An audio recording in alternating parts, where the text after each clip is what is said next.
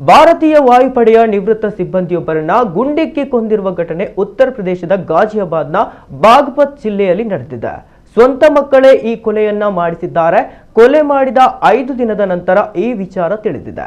ಆಸ್ತಿಗಾಗಿ ಈ ಕೊಲೆ ಮಾಡಲಾಗಿದೆ ಎಂದು ಪೊಲೀಸರು ಹೇಳಿದ್ದಾರೆ. ಡಿಸೆಂಬರ್ 26ರಂದು ಯೋಗೇಶ್ ಕುಮಾರ್ ನಿವಾಸಕ್ಕೆ ಬರುತ್ತಿದ್ದ ಸಂದರ್ಭದಲ್ಲಿ ಗುಂಡಿಕ್ಕಿ ಕೊಲೆ ಮಾಡಲಾಗಿದ್ದು, ಪುತ್ರರೇ ಕೊಲೆಗೆ ಸುಪಾರಿ ನೀಡಿದ್ದಾರೆನ್ನಲಾಗಿದೆ. ಯೋಗೇಶ್ ಬೈಕಿನಲ್ಲಿ ಬರ್ತಿದ್ದಾಗ ಬಂದ 2 ದುಷ್ಕರ್ಮಿಗಳು ಅವರ ಮೇಲೆ 2 ಬಾರಿ ಗುಂಡು ಹಾರಿಸಿ ಕಬ್ಬಿಣದ ಪೈಪ್ನಿಂದ ಹಲ್ಲೆ ನಡೆಸಿದ್ದಾರೆ. ನಂತರ ಅವರನ್ನ ಆಸ್ಪತ್ರೆಗೆ ಅವರ ಮಕ್ಕಳೇ ಸೇರಿಸಿದ್ದಾರೆ. ಆದರೆ ಚಿಕಿತ್ಸೆ ಫಲಿಸದೆ ಸಾವನ್ನಪ್ಪಿದ್ದಾರೆ. ಈ ಪ್ರಕರಣವನ್ನ ಗಂಭೀರವಾಗಿ ಪರಿಗಣಿಸಿರುವ ಪೊಲೀಸರು ತನಿಖೆ ನಡೆಸಲು ವಿಶೇಷ ತಂಡವನ್ನ ರಚಿಸಿದ್ದಾರೆ ಎಂದು ಲೋನಿಯಾ ಸಹಾಯಕ ಪೊಲೀಸ್ ಆಯುಕ್ತ ಸಿದ್ಧಾರ್ಥ್ ಗೌತಮ್ ತಿಳಿಸಿದ್ದಾರೆ.